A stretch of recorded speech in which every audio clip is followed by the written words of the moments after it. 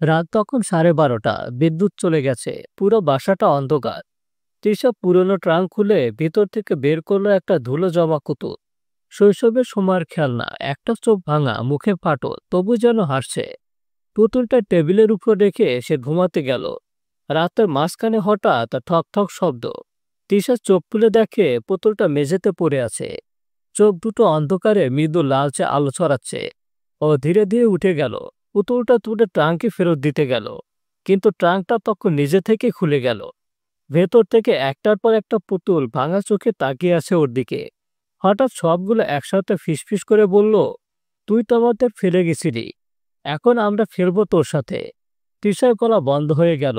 আলো জ্বালানোর জন্য হাত বাড়াতেই মেঝেতে পড়ে থাকা পুতুলটার চোখ দুটো ধীরে ঘুরে তাকালো তার দিকে।